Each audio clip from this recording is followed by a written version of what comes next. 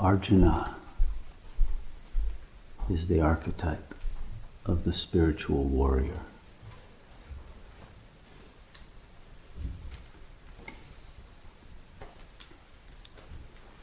But the war that is fought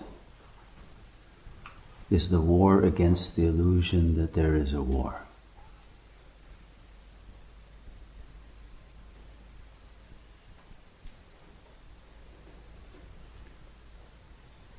The spiritual warrior knows that there is no one to fight.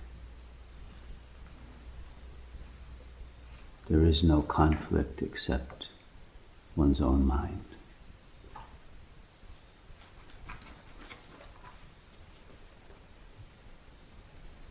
And Arjun is Ajat, unborn. And to the one who knows there is no birth, there can also be no death.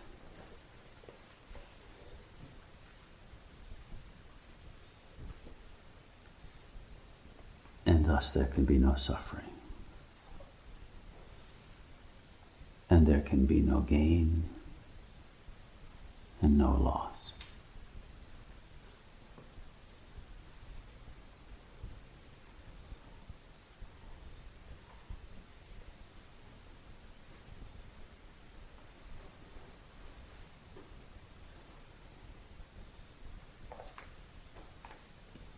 The spiritual warrior is one who is in resonance with Krishna.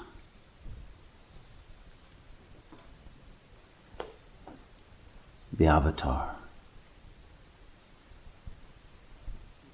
the embodiment of that absolute spiritual knowledge that is also power.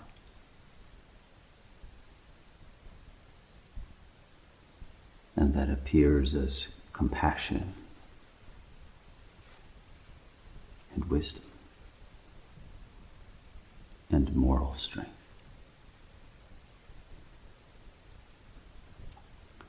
That avatar may first appear as if he or she is outside, but the outside is only a reflection of the inside. Because duality itself is the illusion that the great warrior sees through and is not deceived by.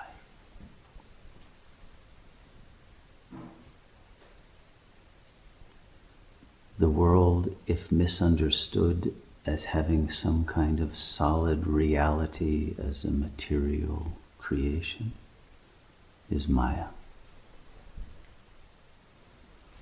But when the world is recognized as being empty,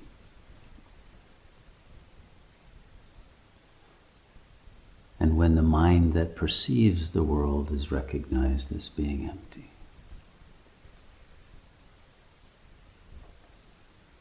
and when it is recognized that the emptiness of the world arises and disappears within the emptiness of consciousness,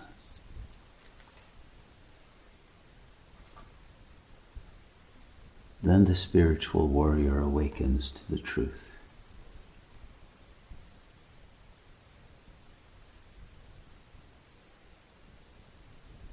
That nothing in the phenomenal world correlates with the real.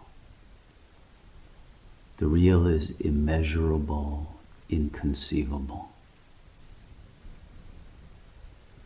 and not in correspondence with anything that appears. In the same way that nothing that happens on the screen of a film has anything to do with the screen itself. The film is in constant change, movement. There may be apparent conflicts, wars, cataclysms, apocalypses, love scenes, scenes of beings in every kind of relationship, awakened and asleep. But they are all simply the flickering of the divine light on the screen of pure awareness. The screen is real, but the light has no reality in the forms by which we label it. And without the filters, the films of Maya, there is only white light that never changes, that has no narrative, no beginning and no end, no heroes, no villains, no warriors, no monsters.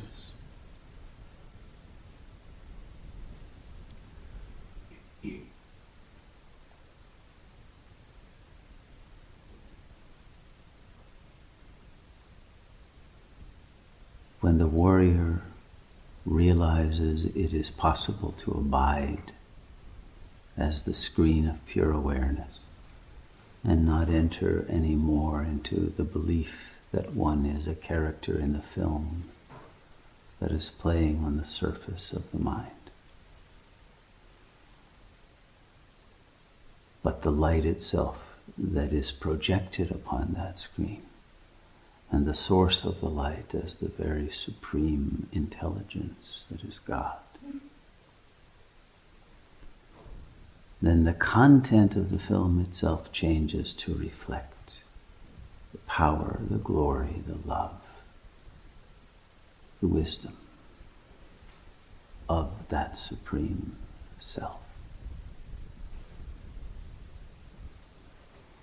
But the shift in the nature of what is projected on the screen of the cosmic consciousness is not altered by what happens in the film itself. The power is in the hands of the director, the scriptwriter, the cinematographer, that all happen to be the same supreme intelligence. And the warrior is the one with the courage to step out of the film and into the mind of that auteur who is one without a second.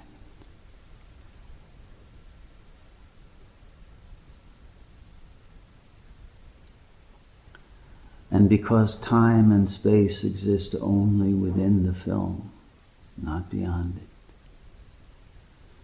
the entire narrative of history,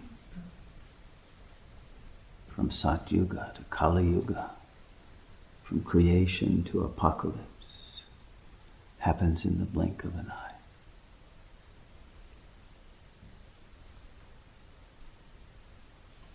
It is all here, now, past, present, future.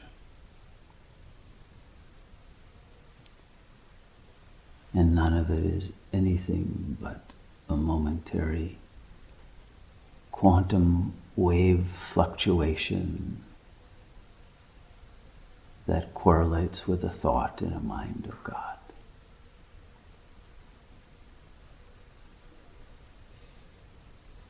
It has no reality. But what is real is the power of the intelligence to create, sustain, and transform that work of art that is the hologram of a world of peace, of harmony, of beauty, of joy.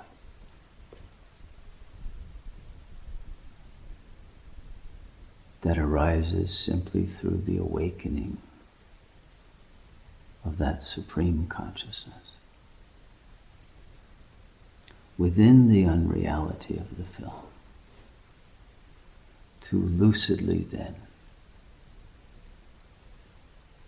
sacrifice all the bondages of attachment, desire, and fear of the character in the film, to once again realize the supreme majesty of ultimate consciousness that has the power to redream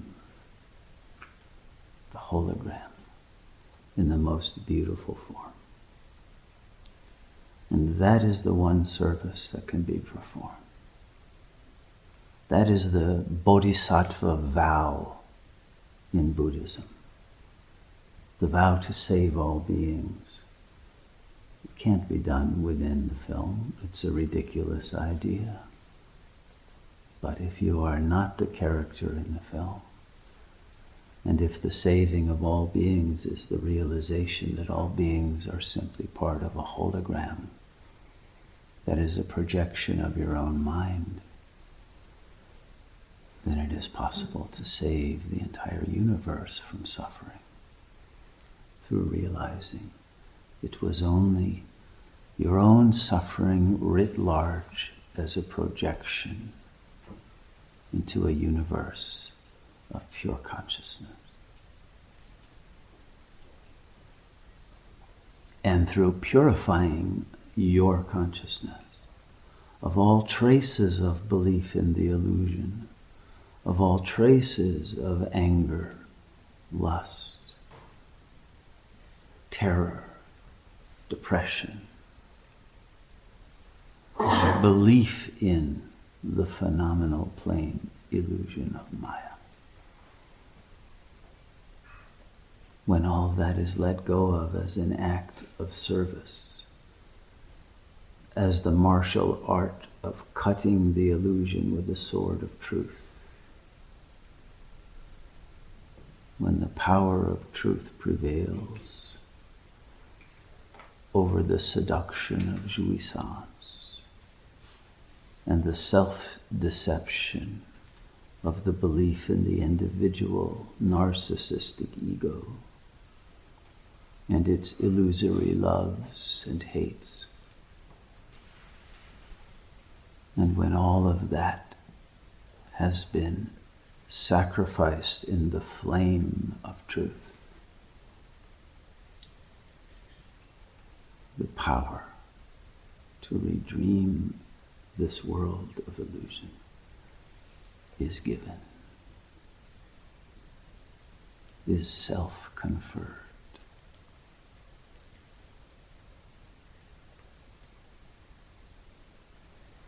And the redreaming happens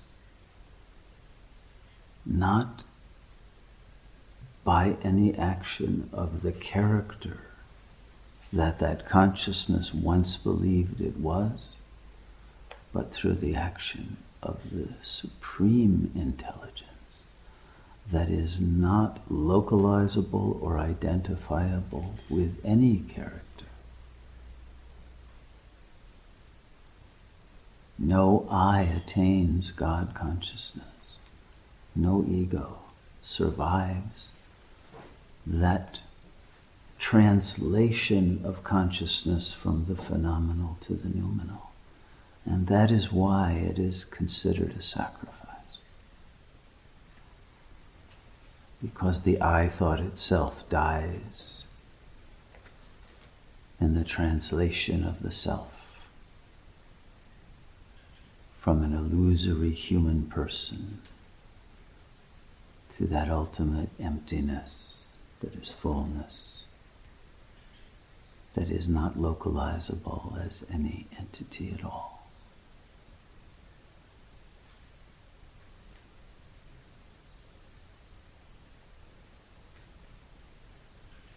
It is that surrender alone that is the act, the one act of the spiritual warrior. The act of liberation from the illusion that there was ever any bondage or anyone to be bound or to be freed.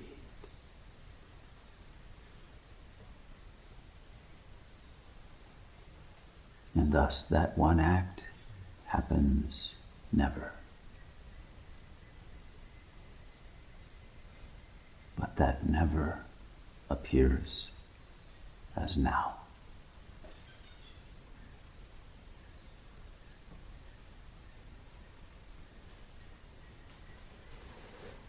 As the kairos interruption of the explosion of realization as the ion.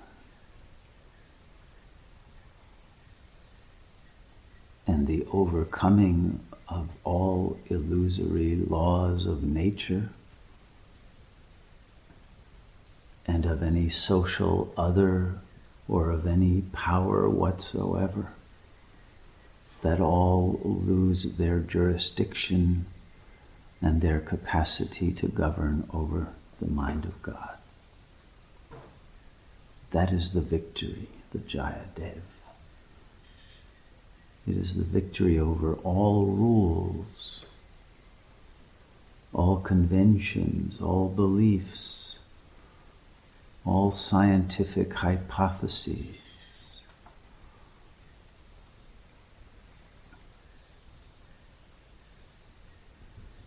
over every limitation upon thought or action, including the limitation that is the belief that there is anyone acting. It is that absolute freedom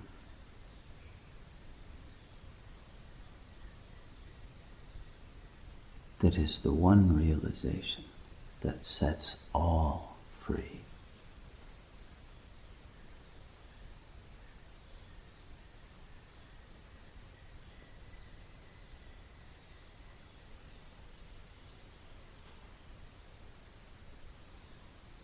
It is our one act of seva. Do we have the generosity and the compassion to act now to free all from the burden of this illusion of suffering? Are we willing to sacrifice our own illusory jouissance to confer that mercy upon a suffering world that needs to awaken to its own illusory nature? But it can happen only if we are willing to awaken to our illusory nature as egos and become real.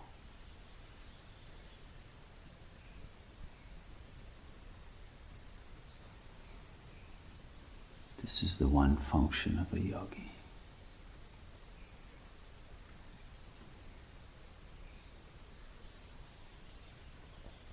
And at a certain moment in the illusion of the flow of time, of history, of the life of a planetary unfoldment, it happens.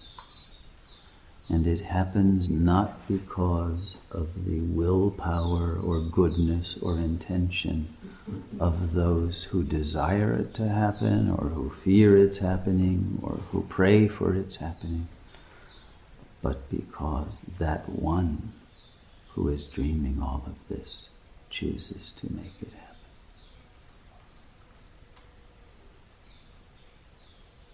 But our part in that, as the illusory beings given the one boon of freedom of will, have only to not resist this awakening.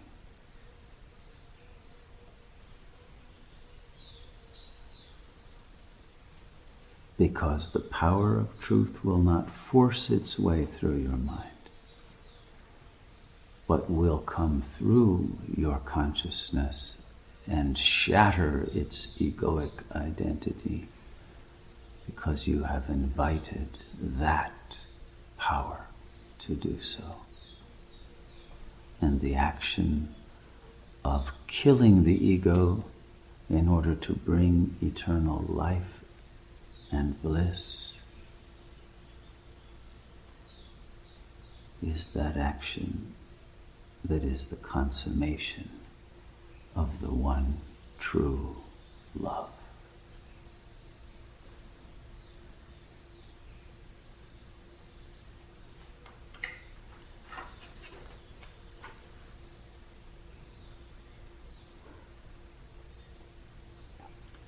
And it is our opening of the heart to invite that power to dissolve the identity of the ego in the flood of Shakti that transforms our world, that is the ultimate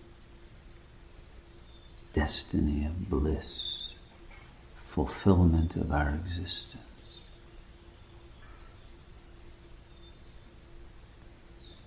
The transcendence into God consciousness that each one of us yearns for beyond all other attainment.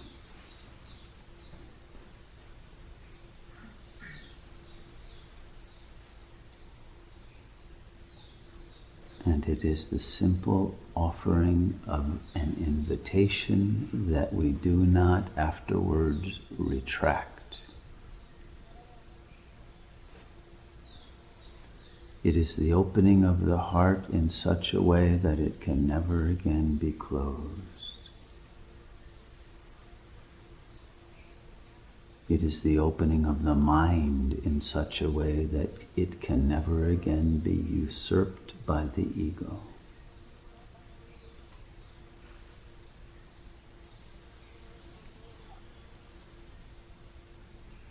And it is the sustaining of relationships in which there is never again any projection of ego, of negativity, of limitation, of darkness upon anyone. But the vision of the other sees only the purity and beauty of the oneself.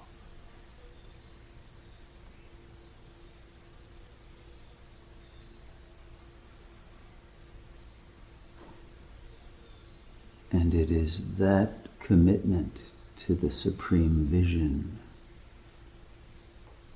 of the world itself as the manifestation of God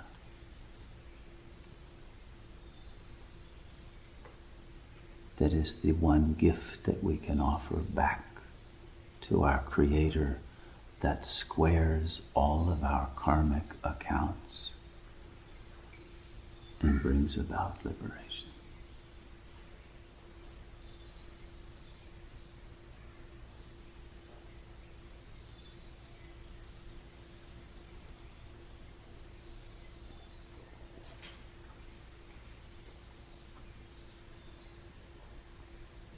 It is this alone that will save our global karmic financial system from its current bankruptcy and enable the current of the currency of the power of God to refresh all of our exhausted energy fields with the eternal power of immortal presence that will enable a new cycle of time to emerge as the kingdom of heaven on a planet that otherwise is ruined and doomed to extinction.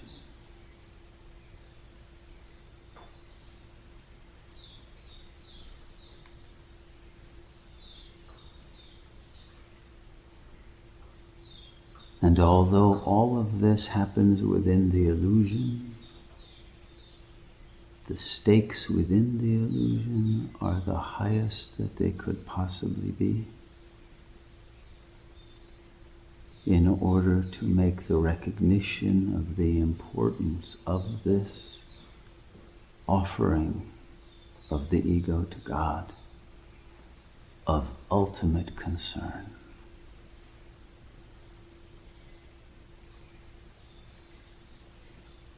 It is the one decision that determines everything else that happens in your life and in any future lives. And even in past lives, the entirety of the texture of the trajectory of the soul is determined by this one act of generosity in the service of God. The one act of self-sacrifice that is useful to serve the will of God, to end all suffering in this world of Maya. May we have the mercy, the goodness, the wisdom, the will, the clarity, the generosity to offer ourselves for this highest purpose, and not to put it off until tomorrow.